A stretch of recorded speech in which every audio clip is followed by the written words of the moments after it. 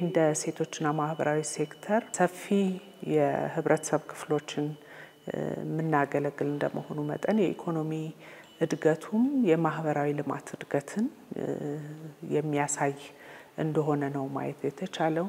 በተለይ ደሃና ተጋላጭ የሆኑ የህብረተሰብ ክፍሎችን በቀጥታም እንደዚሁም ደግሞ በቋሚ ድጋፍ እንዲያገኙ ከማድረግ አኳያ በገጠርም በከተማም ከ1 ሚሊዮን በላይ የሆኑ ዜጎች በዚህ 9 ወር ውስጥ ተጠቃሚ እንዲሆኑ የማህበራዊ አገልግሎቶችን ተጠቃሚ እንዲሆኑ ማድረግ ተችሏል።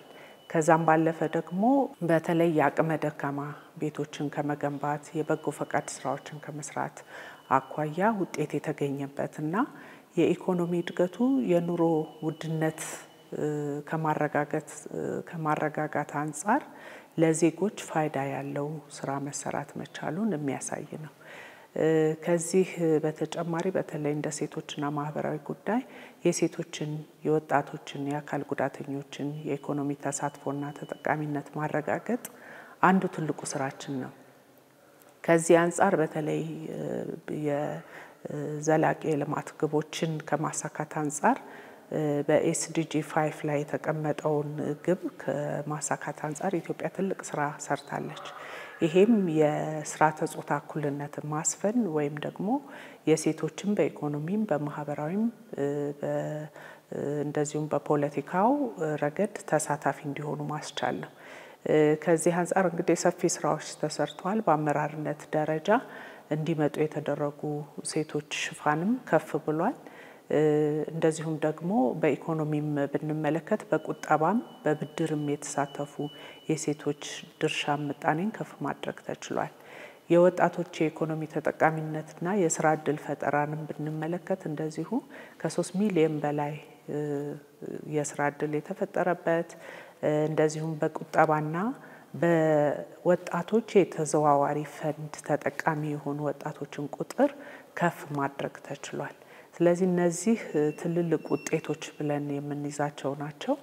በማህበራዊም ዘርፍ ስንመለከት በተለይ የስደት ተመላሾችን ስናይ ባለፉት 9 ወራት ከ44,000 በላይ የሚሆኑ ዜጎች ከተለያዩ ሀገራት ወደ ኢትዮጵያ እንዲመለሱ ማድረግ በተለይ በእስር ቤት ውስጥ በተለያዩ ችግር ውስጥ ሲኖሩ የነበሩ ዜጎችን ለዜጎች ትኩረት የሚሰጥ የዲፕሎማሲ መስመር በመያዝ ወደ ሀገር ቤት እንዲመለሱ እዚህም መጥተው በጊዜያዊ መጠለያ ላይ ደግሞ ድጋፍን እንዲያገኙ የማድረግ ስራ ተሰርቷል። ይህ ብቻ አይደለም። የማህበራዊ አገልግሎቶችን በጊዜያዊ መጠለያ ላይ ካገኙ በኋላ ወደ መጡበት አካባቢ እንዲመለሱ የማድረግና የኢኮኖሚም ተጠቃሚ እንዲሆኑ ዘላቂ የሆነ የኢኮኖሚ ልማት ውስጥ እንዲሰማሩ ስልጠናዎች ተሰጥቷቸው እንዲገቡ ተደርጎ በጣም ብዙዎቹ በሀገር ውስጥ ሰርቶ መለወጥ እንደሚቻል ትልቅ ተምሳሌት የሆኑበትና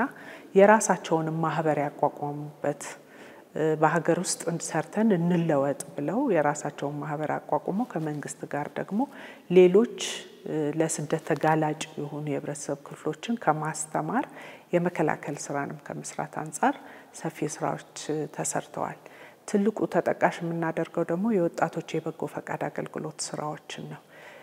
ለማህበረሰባቸው የዜግነት ግዴታቸውን መወጣት የሚችሉበት አንዱ ትልቁ የበጎ ፈቃድ አገልግሎት ስራ እንደመሆኑ መጠን ከ22 ሚሊዮን በላይ የሚሆኑ ወጣቶች በተለዩላቸው 13 የበጎ ፈቃድ አገልግሎት ስራዎች መስኮች በመሰማራት ወደ 50 ሚሊዮን የሚጠጉ ዜጎችን በአንድም በሌላም ተጠቃሚም ተደራሽ እንዲሆኑ አድርገዋል። ከዚህ ውስጥ እንደ አብነት የምናነሳው የአቅመ ደካማ ቤቶችን መገንባት፣ የደም ልገሳ፣ የትምህርት ቱቶሪያል ክላሶችን መስጠት፣ ማስተማር፣ የትራፊክ ደህንነት አደጋ እንዳይደርስ እና የተለያዩ መስኮች አሉ። በዛ ተሰማርተው ወጣቶች ማህበረሰባቸውን እየጠቀሙ ነው።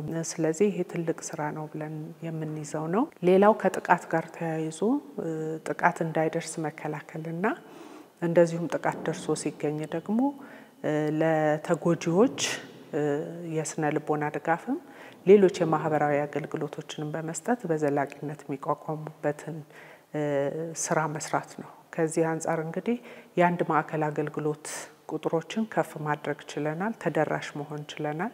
ከዛም አልፎ በተለይ የሴፍ ሃውስስ ወይም ደግሞ እንደ መጠለያ ቦታ ሆኖ ጥቃት የደረሰባቸው ብዙ ጊዜ ከትራውማ የተነሳ ወደ ማህበረሰቡ ቶሎ አይቀላቀሉም።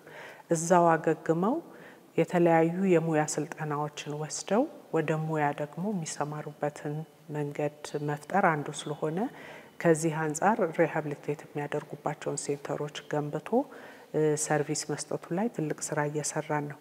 በተለይ ደግሞ ከጎዳና ላይ ያሉ ዜጎችን አንስቶ ደግሞ ሪኢንተግሬት ማድረግ አንዱ ሌላው ትልቁ ስራ ነውና መደበኛ ህይወት እንዲኖሩ ማስቻል ተመልሰው ወደ ጎዳና እንዳይወጡ ከማድረግ አንጻር ባለፉት 9 ወራት ከ30,000 በላይ የሚሆኑ ዜጎች ህፃናት፣ እናቶች፣ አረጋውያን፣ አቅመ ደካሞች ተነስተው አገግመው ደግሞ መደበኛ ህይወት እንዲኖሩ የማስቻል በተለይ ደግሞ አረጋውያን ሲሆኑ በአገልግሎት መስጫ ተቋማት ውስጥ ሆነው እድሜያቸው በዛ የሚያሳልፉበት ካልሆነም ደግሞ ወደ ማህበረሰቡ ገብተው ማህበረሰቡ ይዟቸው እንዲቀጥል የማድረግ ስራዎችን ሰፊ ስራዎች ሰርተናል።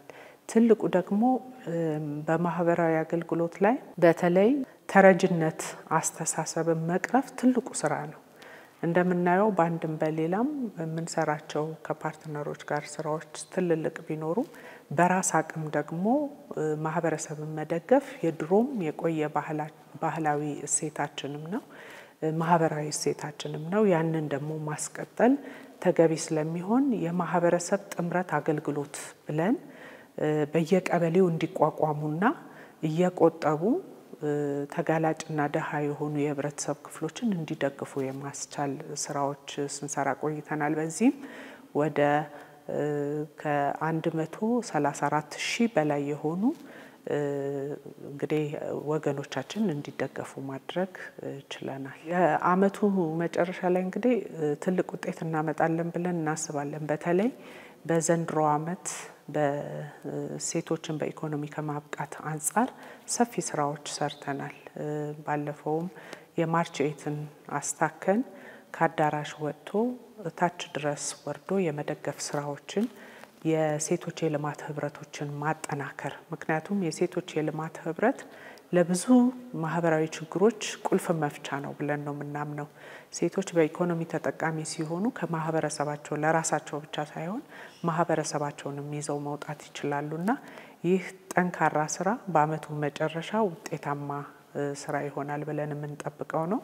የህፃናት መብትና ደህንነትን ከማስጠበቅ አኳያም ትልቅ የዲጂታል ሲስተም ዘርግተናል። ህፃናት ጥቃት ሲደርስባቸው በቀጥታ ሬጂስተር የሚደረጉበት ምን አይነት አገልግሎት እንደተሰጣቸው ከህክምና አገልግሎት ጀምሮ የህግ አገልግሎቶችን ጨምሮ በዲጂታል ሲስተም የምናይበት እስከ ቀበሌ ድረስ የወረደ ስርዓት ዘርግተናል። ይሄ ስርዓት ምንድነው የሚያደርገው? ምን ያህል የህፃናት ኬዞች አሉን፣ ምን ያህሎቹ ተፈተዋል፣ ምን ያህሎቹ በሂደት ላይ ናቸው፣ ያልተጠናቀቁ ካሉ ደግሞ እንድናጠናቀቅ የሚረዳን የህፃናት መረጃ አያያዝ ስርዓት ዲጂታላይዝ ማድረጋችን ትልቅ ብዙ ችግሮች በህፃናት ዙሪያ ላይ የሚከሰቱ ኢሰብአዊ የሆኑ ድርጊቶችን ወይም የመብት ጥሰቶችን በአግባቡ እንድንከታተል ይደግፈናል ብለን እናስባለን። አንዱ ሌላው ትልቁ በአመቱ መጨረሻም ይሳካልናል ብለን የጀመርነው ስራ የሶሻል ሬጂስትሪ ሲስተም ነው። በተለያዩ መንገድ ሰዎች የድጋፍ አገልግሎቶችን ያገኛሉ።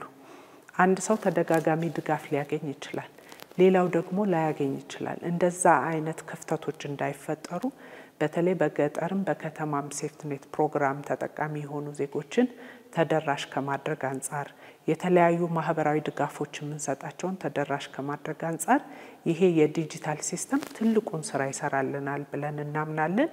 አሁን ባደረግነው ከዲጂታል አይዲ ጋር ከፋይዳም ጋር የተገናኘ እንዲሆን እንደዚሁም ደግሞ ከህንድ የቴክኖሎጂ ኢንስቲትዩት ባገኘነው ድጋፍ ወደ 144,000 በላይ የሚሆኑ ዜጎች በዚህ ሲስተም ውስጥ ሬጂስተር እንዲደረጉ አድርገናል።